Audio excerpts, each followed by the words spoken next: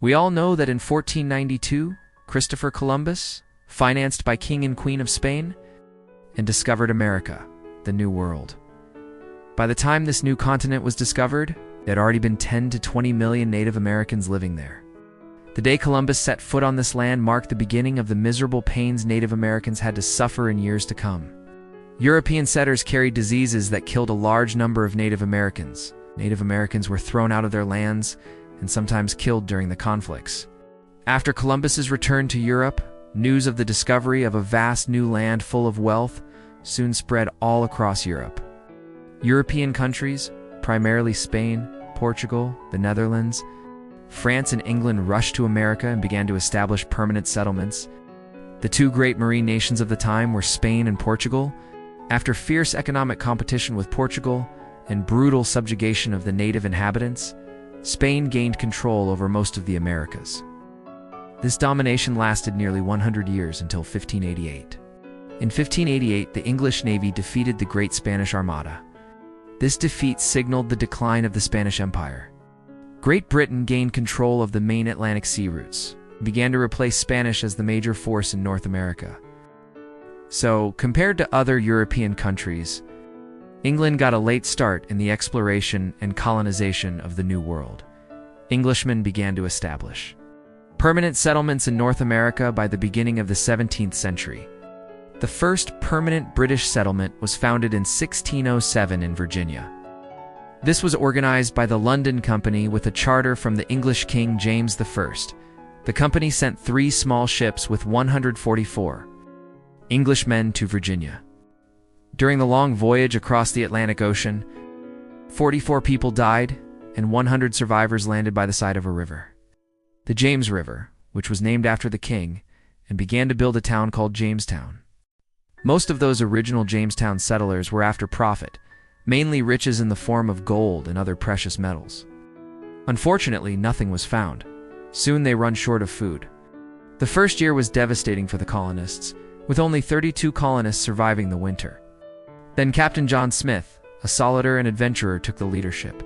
He made contact with the local Native American chieftain, Powhatan, who provided the colonists with much of their food in that first year.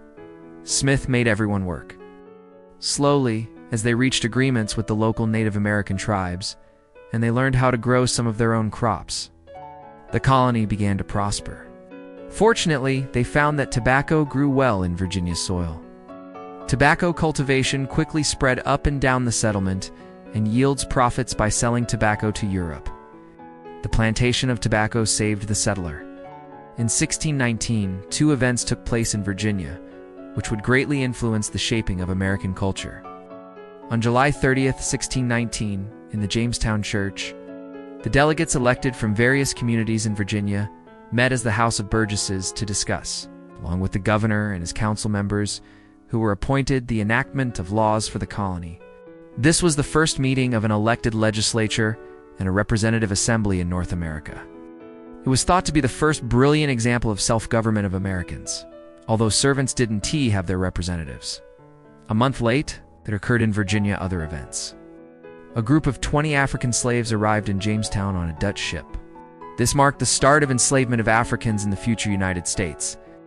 Before we move on to the establishment of other colonies, I want to point out something extremely important in the founding and shaping of future United States: religion. During the Middle Ages, the Roman Catholic Church was the center of religious life in Western European countries. The Pope and priests told people what was right and wrong. Roman Catholic Church even sold indulgences, which is said could remit people's sins. The religious Reformation, led by Martin Luther, began in 1517. Martin Luther argued that every individual was solely responsible for his or her relationship with God. If people sinned, they should seek forgiveness directly from God, rather than from a priest speaking in God's name. The Pope has no rights to sell indulgences for the remission of sins, because Martin Luther protested against the Catholic Church. The Reformation came to be called the Protestant Reformation. These breakaway followers were called Protestants. This movement became popular in Scandinavia, England, and the Netherlands. Besides people's affairs, Roman Catholic Church at that time also interfered with political affairs. In England, King Henry VIII broke away with it. He then set up the Church of England, and he became the head of the Church of England himself. However, there was no religious reform in religious beliefs and practices. Some Protestants thought that the Church of England was too Catholic and had some different religious beliefs with the Church of England. These Protestants were severely persecuted, so they went to America in search of religious freedom. However, after the Protestants broke away from the Catholic Church, they could not agree among themselves about many beliefs. They began to form separate churches called denominations. New England today includes Massachusetts, Connecticut, New Hampshire, Vermont, Maine, and Rhode Island in the northeast of the United States. The second enduring English settlement was established in Massachusetts Bay in 1620, as mentioned above. Some Protestants thought that the Church of England was too Catholic and wanted to purify the church. So these Protestants were called Puritans. They followed the doctrine preached by John Calvin, a French reformer. Puritans believed God was unknown to man. However, Catholics believed that God could be reached through his representative on the earth, the Pope.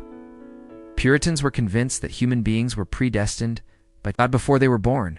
Some were God's chosen people, while others were predestined to be damned to hell. Therefore, no good works could save anyone, and nobody knew if he or she was God's elect. But Catholics argued that a person could confess his or her sin, do good works, and give money to the church, and buy back his or her soul. Puritans believed that the success of one's work was the only sign of being God's elect. Therefore, everyone must work hard, spend little, and invest for more business. In this way, they could achieve material success and show to people that they were God's chosen people. Puritans believed that people could have direct contact with God through the Bible. So every Puritan must read the Bible. To be able to read the Bible, education was important for Puritans. Since these Puritans had some different religious beliefs with the Church of England, they were cruelly persecuted. Some fled to Holland, where there was religious freedom. But as foreigner, they were further troubled as their children began to speak Dutch and lose their Englishness. Some of Puritans moved again, this time to America. In 1620, 102 passengers, including 42 Puritans, took the ship Mayflower and left Holland for North America. Before they reached their destination, they signed an agreement called the Mayflower Compact. They formed their own religious community and set up a civil government. They settled at Plymouth, Massachusetts. As time went by, Puritans gradually inhabited Massachusetts, Connecticut, New Hampshire, Vermont, Maine, and Rhode Island, which are collectively called the New England.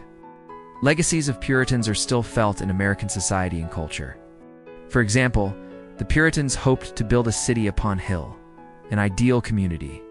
Since that time, Americans have viewed their country as a great experiment, a worthy model for other nations. The American values such as individualism, hard work, and respect for education owe very much to the Puritan beliefs. Maryland was founded by the Catholics. The founder was the second Lord Baltimore. Father of the second Lord Baltimore was granted a charter from King Charles I and was allowed to set up a colony in today's Maryland, but before he could do so, he died. His son, the second Lord Baltimore, carried out his father's will in 1632. He became the owner and governor of the colony. In order to develop his colony, Baltimore had to attract as many settlers as possible to his land. So he encouraged the immigration of Protestants as well as Roman Catholic. In 1649, the Maryland Toleration Act, which assured freedom of worship to all who believed in Jesus Christ, was passed. Since relatively few of the Catholics were inclined to leave England, the Protestant settlers soon far outnumbered the Catholics. The fourth colonial pattern in North America was set by an English Quaker. The term Quaker was coined by their enemies, because the Quakers were so faithful to God that when they spoke of God, they trembled. These Quakers, though they were Protestants, had very different religious beliefs, not only from the Catholics, but also from Puritans and other Protestant sects. They denied both of church and the Bible as the highest authority. People were not born sinful. They believed that people would communicate directly with God. They didn't build any church or train any priest. The religious place of worship was called a meeting place, which could be anywhere. They believe all were born equal, and all were brothers and sisters. So they refused to take off their caps to nobles, and even refused to bow to the king. they rejected the authority of church. As a result, they were persecuted, and many of them were put into prison. William Penn, the founder of Pennsylvania, was such a Quaker. In 1681, King Charles II gave him a charter to set up a colony in North America. Before he went to Pennsylvania, he wrote a pamphlet called Some Account of the Province of Pennsylvania, which was translated into several European languages and circulated far and wide. In the pamphlet, he explained his plan. All those who settled in his land would enjoy religious freedom. Anyone who would settle in his colony could get some land almost for nothing. As a result, many Europeans were attracted to Pennsylvania. From his religious belief that man was not born sinful and everyone was born equal, he encouraged the spirit of liberty and equality. He set no restrictions on immigration. So many American historians believe that the idea of melting pot was first practiced here. William also established a liberal self-government. In his colony, there was a representative assembly elected by the landowners. As Quakers believed that religion was a person's private business with God, William Penn carried out the policy of separation of state and church in his colony. Penn's holy experiment had great impact on American culture. Many of his ideas, most importantly the separation of church and state, were adopted by American founding fathers when founding the future United States of America. By 1733, English settlers had occupied 13 colonies along the Atlantic coast. The French controlled Canada and Louisiana. By 1756, England and France began to fight the 7 Years' War, known in America as the French and Indian War. Britain's victory in 1763 led directly to a conflict between the British government and American colonies. The British government argued that Britain had spent large sums of money defending their American colonies in those wars, as that the colonies therefore should pay a part of those expenses.